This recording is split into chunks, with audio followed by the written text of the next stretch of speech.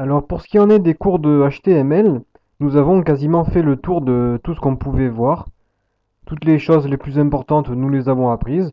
Je vous conseille de bien pratiquer et de revoir donc tout ce que nous avons vu pour recréer quelques pages web et bien savoir manipuler toutes les balises que nous avons utilisées. Et à partir de maintenant, nous allons un petit peu apprendre à programmer en CSS. Comme je vous l'avais expliqué, le CSS nous permet de mettre en forme le texte.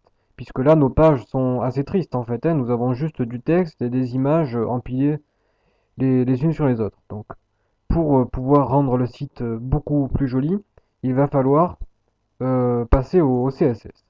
Donc, on va retourner dans le dossier Mon site web et nous allons faire un nouveau fichier texte que nous allons appeler style.css.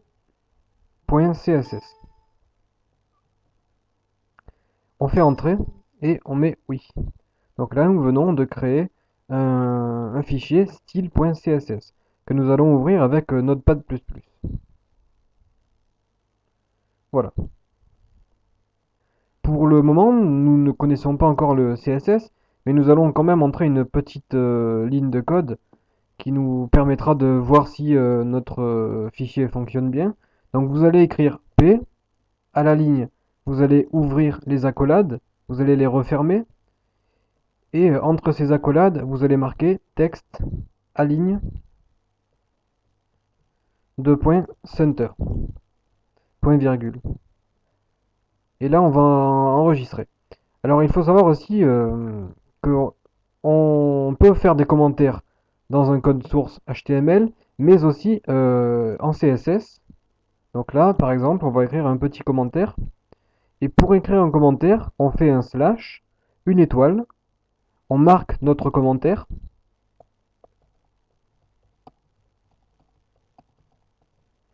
Et pour terminer le commentaire, on fait une étoile et un slash.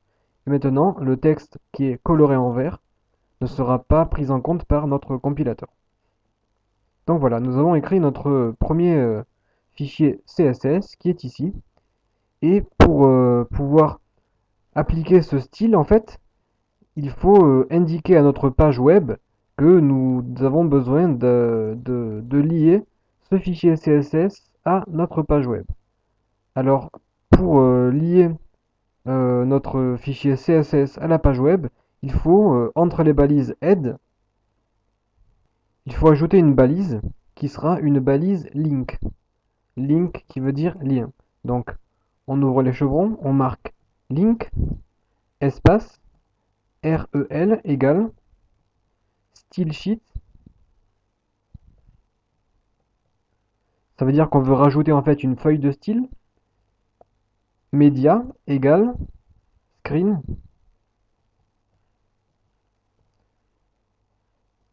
On doit indiquer le type. Type égale, texte slash CSS. Donc on indique que notre feuille de style est une feuille CSS. Et enfin, nous devons indiquer l'endroit où se trouve notre feuille de style avec le href que nous connaissons bien. Href est égal à style.css. Et là, nous refermons la balise link. Donc, récapitulatif, entre les balises head, nous ajoutons un lien vers une feuille de style qui est une feuille CSS qui se trouve juste dans le même dossier que cette page en fait et qui s'appelle style.css. On enregistre et là, oh, magie, vous avez vu, le texte que nous avons écrit est venu se centrer au milieu de la page. On va mettre ce petit bout de code en commentaire pour que vous puissiez bien voir. Là, si on enregistre,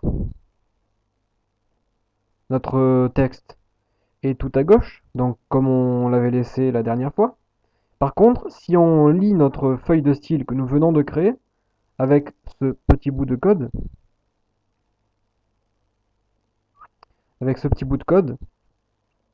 eh bien, tac, notre paragraphe est centré.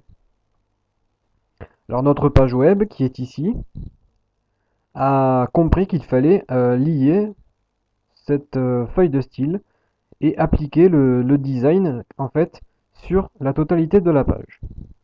Le CSS fonctionne de cette manière. Vous avez votre... on va fermer tout ça. Donc vous avez votre feuille de style avec votre code et en fait, vous devez indiquer ce qui doit être modifié. Donc nous, on a indiqué P, P qui veut dire paragraphe. Ce sont toutes nos balises ici de paragraphe. Donc on veut modifier les paragraphes. Ensuite, entre les accolades, on doit indiquer plusieurs éléments. Le premier élément, c'est la propriété que nous voulons modifier. Donc nous, la propriété que nous avons choisie, c'est texte à ligne, qui veut dire l'alignement du texte. Après la propriété, on fait un deux points, et ensuite, on doit donner la valeur de cette propriété. Donc nous, on a demandé de centrer. Texte à ligne, on centre le texte.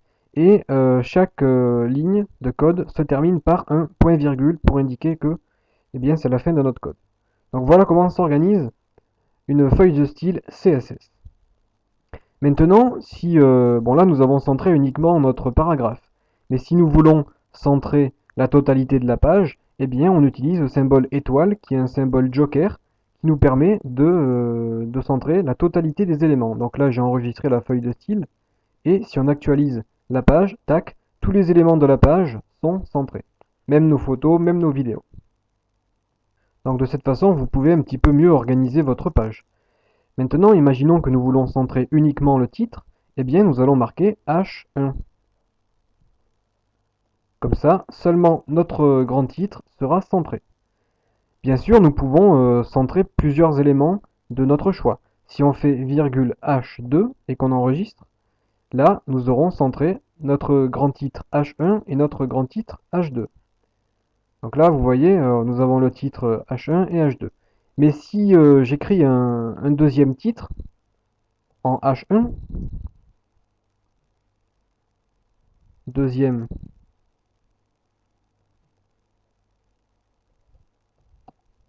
grand titre, et qu'on enregistre, là, notre deuxième grand titre, comme il est aussi en H1, il sera par la même occasion centré. Ça veut dire que tout ce qui sera H1 et H2 sera centré. Maintenant, vous me direz que si vous n'avez pas envie de centrer tous les titres et que pourtant vous voulez quand même le mettre en H1, il doit bien exister des techniques. Alors effectivement, il existe des techniques qui nous permettent de centrer uniquement des éléments de notre choix. Donc par exemple, nous avons trois paragraphes. Nous voulons centrer que le premier paragraphe, celui-ci. Nous allons entrer à l'intérieur de cette balise P, paragraphe, et nous allons écrire id est égal, et entre guillemets, nous allons donner un nom à ce paragraphe. Donc c'est le premier paragraphe, donc c'est l'intro, notre introduction. Et après avoir marqué le nom de ce paragraphe, on referme la balise et on enregistre. Donc là, il y a un petit souci. Comme id est une balise qui ne s'ouvre pas, c'est un attribut en fait de la balise paragraphe, il ne faut pas fermer le chevron après le P de paragraphe. On ouvre le chevron, on marque P pour dire qu'on veut créer un paragraphe. Comme attribut, on marque id et on donne un nom. Donc là, on enregistre, tac. Donc rien n'a changé sur notre page, mais nous avons donné un nom au premier paragraphe. Donc là, on va retourner dans notre feuille de style, pardon. Et si vous essayez d'afficher uniquement le paragraphe que nous avons entré, vous allez avoir le réflexe de marquer intro et texte à ligne de point center. Mais si vous faites ça, ça ne fonctionnera pas. Pour que cela fonctionne, nous devons mettre un petit dièse qui s'obtient avec la touche Alt-GR plus la touche 3 sur un clavier français. Et ce petit dièse nous permet de dire que c'est intro, c'est un nom que nous avons défini nous-mêmes. Et donc, si on enregistre, le paragraphe qui s'appelle intro, eh bien, sera centré. On peut tester pour voir si ça fonctionne. Et effectivement, notre paragraphe intro est centré. Le problème avec cette idée, c'est que c'est une balise unique. Nous n'avons pas le droit de marquer en dessous id est égal à intro. nous pouvons l'utiliser qu'une seule fois. Il existe quelque chose qui peut se réutiliser tout le temps, enfin, dans un nombre de fois illimité, qui est l'attribut classe, CLASS, est égal à intro, ou bien classe 1. Et là, cette balise classe peut être réutilisée. Enfin, cet attribut classe. Si on va dans notre deuxième paragraphe et qu'on marque classe est égal à classe 1, qu'on referme le chevron, notre deuxième paragraphe sera aussi dans le groupe classe 1. Et si on modifie la feuille de style pour pouvoir indenter le texte de classe 1, tous les paragraphes qui s'appelleront classe 1 seront modifiés. Donc là, on retourne dans notre feuille de style. Et au lieu de marquer intro, on marque classe 1. Sauf que ce coup-ci, il y a encore quelque chose qui change. Il ne faut plus mettre de dièse, mais on met un point. On met un point devant notre classe pour indiquer que c'est une classe. Et là, si on enregistre, tous les éléments de la classe seront, seront centrés. Oui, donc il faut peut-être les mettre 1, 1. Voilà, donc là, notre paragraphe 1 est centré. Et maintenant, on peut écrire le deuxième.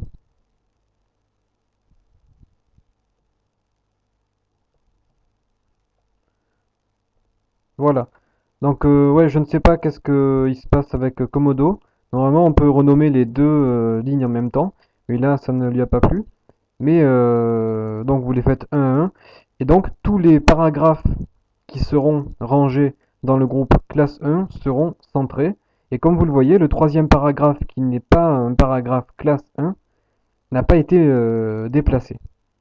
Voilà. Donc après cette brève petite introduction sur le langage CSS, vous devez commencer à comprendre un petit peu comment ça fonctionne, comment les codes interagissent entre eux pour pouvoir donner un peu plus, pour mettre nos pages un peu plus en forme.